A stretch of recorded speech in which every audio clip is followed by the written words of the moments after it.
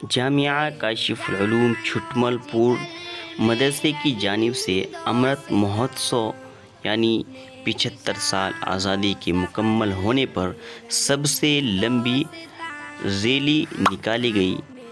आप भी उसको देखें और चैनल को सब्सक्राइब ज़रूर करें।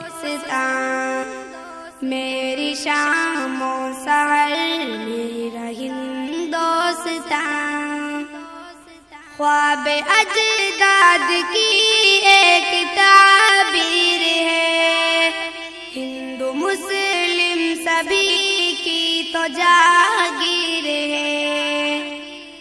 ख्वाब अजदाद की एक ताबीर है, हिंदू मुस्लिम सभी की तो जागीर है। मेहनतों का समर मेरा हिंदोस्तां, मेरी जानो जिगर मेरा हिंदोस्तां।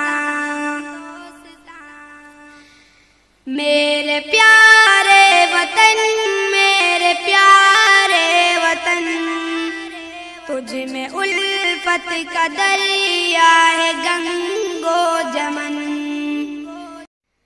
मेरी जानो जिगर मेरा हिंदोस्तां, मेरी शामो सहर मेरा हिंदोस्तां।